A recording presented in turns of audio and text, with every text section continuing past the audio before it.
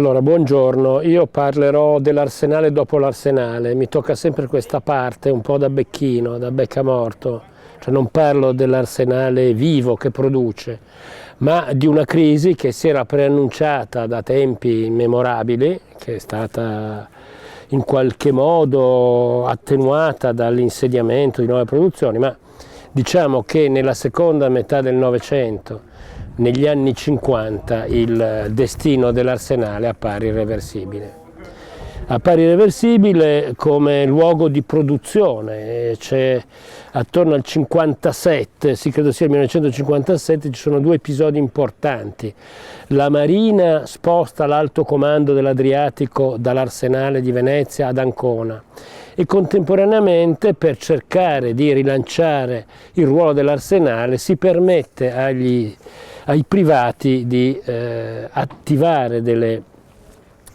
attività, scusate il gioco di parole, nel campo della cantieristica, operazione che non avrà nessun successo.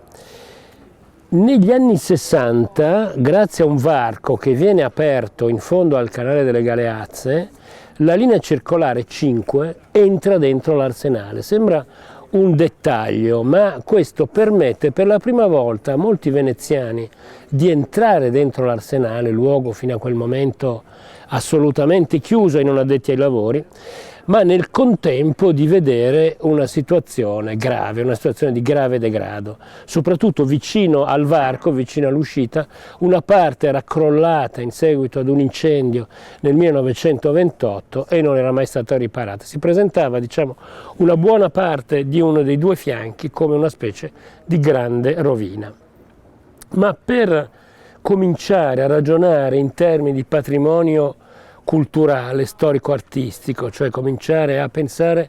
all'Arsenale non più come un luogo di produzione, ma come un luogo che può dare sostanza e peso ad iniziative di carattere storico-culturale. Lo stesso Arsenale può avere questo significato. Dobbiamo arrivare agli anni 60-70, forse dovendo stabilire un certificato di nascita è il momento in cui la Dante Alighieri riesce a trovare i finanziamenti per restaurare la porta aurea, la porta d'ingresso, quella che sta vicino a quello che una volta era l'unico ingresso dell'Arsenale. Poi la Dante Alighieri si insedierà dentro l'Arsenale, come avviene ancora oggi. Nel frattempo cresce un'attenzione per l'Arsenale non soltanto come luogo di produzione navale, no? C'erano stati molti studi, c'era stata la storia di Venezia di Frederick Lane, che era stata impostata soprattutto sulla storia marittima e quindi sulla costruzione navale, ma per la prima volta si comincia a pensare all'Arsenale come un bene architettonico. In fondo dentro l'Arsenale hanno lavorato grandi architetti, i più grandi architetti che hanno operato a Venezia nel Cinquecento, Sansovino, Scalfarotto e via dicendo. La stessa porta di cui parlavo prima viene indicata nelle storie dell'architettura come il primo esempio di architettura rinascimentale. Siamo negli anni 60 del 400 e ad esempio alla fine degli anni 70 si cominciano a fare degli studi. La stessa UNESCO insieme a Ennio Concina attiva degli studi sulla storia edilizia dell'Arsenale. Nel 1982 uscirà un libro, L'Arsenale della Repubblica di Venezia, pubblicato da Ennio Concina, che per la prima volta mette insieme la storia architettonica, costruttiva prima che architettonica, dell'Arsenale con le vicende sia politiche sia tecnologiche, tecniche legate alla costruzione navale. Ma il vero punto di svolta, se vogliamo trovarlo a tutti i costi, avviene nel 1980 con la Biennale Architettura, la prima edizione della Biennale Architettura di tipo stabile. Prima la Biennale Architettura c'era, ma faceva delle mostre episodiche in luoghi diversi della città su temi un po' casuali. Questa volta, seguendo la stessa traccia della Biennale d'Arte, la Biennale d'Architettura avrà una cadenza biennale e una parte di essa sarà stabilmente insediata dentro l'Arsenale, in particolare nell'area delle corderie e negli edifici che fanno seguito alle corderie. e l'inizio non poteva essere più spettacolare, o per meglio spiegarci, ciò che viene presentato sembrava tagliato sulla qualità e le caratteristiche dello spazio. Si chiamava Strada Nuovissima, era una successione di facciate che erano state assegnate, possiamo dire, agli architetti di maggior peso di quel periodo, e l'episodio, coordinato da Paolo Portoghesi, avrà una risonanza mondiale. Qualcuno, un po' esagerando, dirà che proprio nel 1980, nella prima edizione della Biennale, si scriverà il manifesto del postmodernismo. Il postmodernismo voleva dire un po' liberi tutti, non stiamo a guardare i modelli consueti. Quindi, vista la grande libertà espressiva che veniva lasciata agli architetti, è stato preso un po' come un liberi tutti. Nel 1982, 2 anni dopo l'episodio di cui ho parlato, si insedia la prima commissione mista, che è formata dalla Marina Militare, dal Comune di Venezia e dal Ministero dei Beni Culturali, per decidere del futuro dell'Arsenale. Ovviamente un futuro che non ha quasi più nulla a che fare con la sfera della produzione, è tutto virato verso, da una parte, attività culturali, come la stessa Biennale, e dall'altra parte nasce l'idea di insediare dei centri di studio, dei centri di ricerca, anche degli uffici che abbiano un'attinenza con lo studio del mare, biologia marina, studio delle maree. Dobbiamo fare una piccola premessa e dire che dopo la grande alluvione del 1966, moltissimi, non soltanto a Venezia, avevano disegnato un futuro per la città legato alla ricerca in generale e in particolare alla ricerca sulle correnti marine, sulla biologia marina. Quindi intervengono anche protagonisti di primo peso, l'IBM, o IBM, ce lo siamo tutti dimenticato, istituì un ufficio nel 1970 che durò 10 anni per studiare attraverso programmi di tipo informatico il problema delle maree e quindi delle acque alte. Intervenne la University of California a Los Angeles, che pensava, in collaborazione con Ca' Foscari, di istituire un corso di laurea in biologia marina. Tutto ha prodotto molto poco, ma uno di questi risultati fu l'insediamento nel 1993 di un ufficio tra pubblico e privato che si chiamava Tetis e che ancora è insediato in una di queste tesi, di questi tesoni, e che è stato il primo, passo verso un progetto di insediamento di molte altre iniziative su questo piano. Quella che seguì fu l'Istituto di Scienze Marine del CNR. Addirittura poco più tardi un membro influente del CNR, di nome Angelo Guarino, pensò dentro l'Arsenale di creare il nucleo nazionale più importante dedicato alla tutela fisica materiale dei beni culturali, cioè voleva dire conservazione materiale, e questo avrebbe aperto all'Arsenale grandissime prospettive dal punto di vista dell'attività e degli occupati. Nel frattempo la Marina Militare, particolarmente attiva in quel periodo, negli anni 90, nel 98, insedia il centro di alti studi marittimi, ovvero quella che nell'esercito si chiama la scuola di guerra, quella che forma gli alti ufficiali, gli ufficiali superiori. Qui dobbiamo segnalare il ruolo di un l'ammiraglio Pagnottella, che moltissimo ha fatto per l'Arsenale, ahimè più spesso più sul piano propositivo progettuale che nella realtà, non per sua incapacità ma perché spesso ha grandi idee, grandi progetti, non sono seguite realizzazioni e finanziamenti adeguati. Ma mi sono dimenticato di dire che quella commissione mista di cui ho parlato nel 1982 produsse un primo schema dove abbiamo una prima tripartizione dell'Arsenale che poi più o meno sarà seguita anche dopo, cioè la parte che sta a sud destinata ad esposizioni d'arte, vedi la Biennale, questa parte, la parte delle nuovissime, destinata all'insediamento di centri studi, uffici vari, e la parte invece più antica, l'Arsenale vecchio, lungo il canale del Galeazzo e il suo proseguimento, invece come luogo destinato alla Marina Militare che ha una serie di attività limitate ma qualificate. In questo contesto e anche in questa tripartizione da parte della Marina Militare, ma non solo della Marina Militare, nasce l'idea di creare un grande museo del mare. Inizialmente nasce come museo della storia della Marina, poi diventa in realtà un museo del mare, pensando che il museo che oggi esiste fuori dal recinto dell'Arsenale, che è stato creato nel periodo delle due guerre, che questo potrebbe essere il primo nucleo, non era chiaro se restando fuori dal recinto o dentro, di un museo che avrebbe dovuto incorporare non soltanto dipinti, documenti, ma anche vere e proprie imbarcazioni. Il sommergibile che resta, il sommergibile che sta vicino all'edificio degli Squadratori è, se volete, l'ostaggio, il resto di questo progetto che doveva seguire le tracce di un ecomuseo. Un ecomuseo è un museo che spazialmente corrisponde a quello che inizialmente era il luogo dove si produceva o si svolgevano alcune attività. Allora, nel frattempo, da altre parti, e in particolare dall'università, dalla facoltà di architettura, dallo UAV, si lanciano moltissimi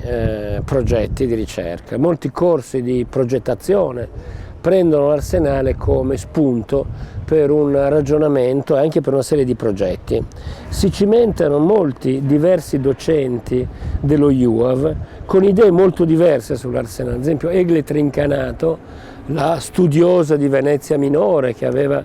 rivolto la sua attenzione di studiosa non verso i grandi monumenti ma verso, diciamo, le testimonianze più umili della storia edilizia veneziana, ha un punto di vista abbastanza curioso. Dice che bisogna togliere le mura dall'Arsenale, lo dice in modo figurato più che reale, e l'Arsenale deve essere concepito in modo più ampio, deve comprendere una parte del quartiere, le case degli arsenalotti, perché in realtà, dice, l'Arsenale era il centro di un contesto più ampio. Fa allusione a quasi per intero il Sestiere di Castello. Semerani invece pensa che l'Arsenale debba diventare un luogo dove insediare delle attrezzature di qualità, attrezzature che si rivolgono a nuove funzioni, quelle che Venezia non ha o non ha potuto avere, mentre vorrei soffermarmi su una proposta, quella del professor Alberto Cecchetto, che poi tra l'altro è stato progettista di uno di questi edifici, di uno dei tesoni. Alberto Cecchetto pensa all'Arsenale come la nuova porta di Venezia, o meglio, una delle due porte. Mi ero dimenticato di dire, anzi faccio una piccola premessa, che nel 1998 era stato redatto il primo piano ufficiale, prima erano ballon d'essai, il cosiddetto PRUST, piano regionale urbano di sostenibilità, e poi non mi ricordo le altre lettere, dove l'Arsenale veniva azzonato, cioè venivano indicate delle funzioni divise topograficamente, ma veniva messo in un contesto più ampio. C'era anche un contesto lagunare e anche regionale, come reca lo stesso nome, e in quell'occasione nacque la prima idea del collegamento sublagunare, una specie di metropolitana che però non poteva chiamarsi così, fu inventato il nome sublagunare, che avrebbe dovuto collegare l'aeroporto di Tessera con l'Arsenale, nell'idea che l'Arsenale potesse diventare un luogo pulsante di vita e anche una specie di nuovo centro direzionale di Venezia. Allora, sfruttando un po' quest'idea, Cecchetto, pochi anni dopo, fa fare agli studenti una serie di progetti che immaginano un arsenale, ovviamente un arsenale dove si è insediato un museo del mare, un museo della marina o del mare, un museo marittimo, chiamiamolo come vogliamo, che ad avviso di Cecchetto doveva costituire un filtro, una specie di porta d'ingresso per il turista colto. In modo un po' razzistico divideva tra il turista qualsiasi che arrivava da Piazzale Roma attraverso l'automobile, il pullman o per ferrovia, invece un turista colto che arrivava da questa parte, non si capisce bene come, se attraverso la sublagunare, se con un gondolone o in quale modo, entrava dentro l'Arsenale, quindi entrava direttamente a contatto con la storia di Venezia, era una specie di bagno nella storia, prima poi di sparpagliarsi per la città. E questa era un'idea interessante, un'idea che però presupponeva il Museo del Mare, che purtroppo non è stato realizzato. E qua bisogna, ahimè, riscontrare un gap tra Venezia e altre città marittime, anche città marittime che hanno una storia molto meno, come dire, densa e interessante. Direi che in quasi tutte le città di tradizione marittima, da Lisbona a Londra, da New York ad Amburgo, ad Amsterdam, c'è un grande museo del mare che costituisce un elemento di notevole attrazione, non soltanto diciamo per gli specialisti, ma anche per quello che Cecchetto aveva definito come il turista qualsiasi. E tra l'altro costituire un grande museo all'interno dell'Arsenale costituirebbe un diversivo per i flussi turistici, no? Ci lamentiamo sempre del fatto che Piazza San Marco è presa d'assalto, che Rialto non è attraversabile. Bene, creiamo dei diversivi importanti e l'Arsenale in generale e il Museo del Mare potrebbero rappresentare un grossissimo diversivo. Non dimentichiamo che il progetto incontrò il favore di molte istituzioni, addirittura la Biblioteca Marciana, Biblioteca Nazionale Marciana, si offrì di dare a questo museo, che avrebbe dovuto avere una biblioteca annessa, tutte le pubblicazioni, codici di navigazione, magnifici libri dedicati al mare e alla navigazione. Quindi è stata una grande occasione perduta, anzi speriamo che questa non sia perduta, che in futuro qualcuno abbia la capacità, magari attraverso la sinergia, l'unione di più enti e di più forze, di dare vita a questo progetto. Nel frattempo la Marina, che era un po' il capofila di questo progetto, utilizzò una parte, il primo finanziamento per questo progetto, per restaurare l'edificio degli Squadratori, quel grande edificio che sta là in fondo lungo il canale del Galeazze, per farne una sorta di centro convegni, di luogo importante di ritrovo, non soltanto per attività che avessero una relazione diretta con l'attività della Marina militare, ma anche più in generale. E naturalmente era quindi il centro, il cuore del centro di alti studi navali che era stato fondato, studi marittimi che era stato fondato qualche anno prima. Diciamo che gli anni, il primo decennio del nuovo millennio sembrava schiudere una fase completamente nuova per l'Arsenale. Sembrava l'Arsenale oramai messo su una sorta di binario che l'avrebbe portato non soltanto ad un restauro completo, ma ad un pieno utilizzo consono ovviamente alle sue caratteristiche, alla sua tradizione. Vengono realizzati dei convegni, pubblicazioni, continua l'insediamento di nuove attività, viene creata la possibilità per la prima volta attraverso la fermata Baccini e il varco nelle mura di entrare dentro l'Arsenale dove siamo noi adesso. È possibile per chiunque entrare e vedere l'Arsenale soltanto su questo lato, e nel 2003, quando si sta profilando la totale dismissione da parte del demanio militare nei confronti, ancora non si sa bene se dello Stato centrale o del Comune, viene istituita una società, l'Arsenale SpA, come braccio operativo che facesse da coordinatore e che gestisse materialmente tutta una serie di iniziative nel campo del restauro e anche nella prospettiva di favorire l'insediamento di nuove attività. Nel frattempo i restauri procedono, se volete procedono in modo un po' scordinato, no? Senza una relazione diretta con i progetti che si stanno pensando, ma in tutti i casi procede massicciamente, lo Stato impiega risorse veramente importanti, imponenti nel restauro di molte parti dell'Arsenale. E quindi si pensa che l'Arsenale sia arrivato ad una vera e propria svolta, soprattutto il 2004 sembrava l'anno della svolta, al via molti progetti di restauro, tra l'altro questi che abbiamo di fronte, dei tesoni, e si parla di una piena fruibilità da parte del pubblico, e qui si cominciano a registrare i primi scricchioli da parte di coloro che si sentono i tutori dell'Arsenale, la Marina Militare, ma anche della stessa Biennale, che si era in qualche modo autonominata, e in parte lo è stata, tutrice di una parte dell'Arsenale. E nelle ipotesi di avere una piena percorribilità, di avere un arsenale finalmente aperto alla città, si ipotizza di creare, di restaurare la torre velera, la torre che serviva a mettere le vele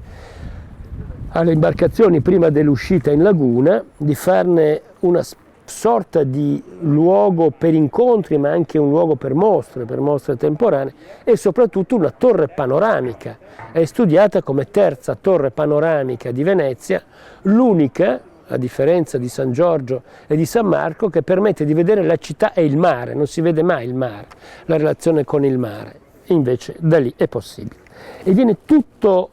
stabilito dopo un concorso in questa direzione, l'agibilità, la possibilità di arrivare in cima, di poter avere un osservatorio. L'altro fondamentale tassello di questa percorribilità era il ponte girevole, che avrebbe dovuto collegare quest'ala con quella, diciamo, gestita dalla Biennale. Ecco, il ponte girevole ha trovato tutta una serie di ostacoli, alcuni veri, alcuni pretestuosi, perché non fosse realizzato. Si è detto che era troppo basso, che i mezzi marittimi, i mezzi militari non potevano uscire in caso di assalto nemico, e tutta una serie che hanno affossato un progetto che era stato non soltanto progettato, ma addirittura finanziato già, tutto era pronto, viene totalmente affossato. Quindi, poco dopo, nel 2013, quando avviene il passaggio di proprietà, quando la proprietà dell'Arsenale passa in mani dal momento dello Stato, poi sarà il Comune, viene sciolta la società Arsenale SpA, dicendo, in fondo, rispetto a questa nuova prospettiva, no, di un possesso totale, di un controllo totale degli spazi dell'Arsenale, dobbiamo pensare ad una società più solida, una società con maggiori capacità sia tecniche che gestionali. Però da allora non è stato creato nulla. Ecco, da allora, dal 2013, comincia un periodo di stallo, che è lo stesso periodo che stiamo vivendo noi adesso. Si ritorna, resta la divisione in tre parti, anzi in più, se ne è aggiunta una quarta nella zona che sta ai margini, la zona dei cosiddetti bacini di carenaggio. Si insedia il Consorzio Venezia Nuova, era stato pensato come luogo di rimessaggio e di riparazione delle paratie del Mose, progetto che tra l'altro ha trovato vari ostacoli e varie opposizioni,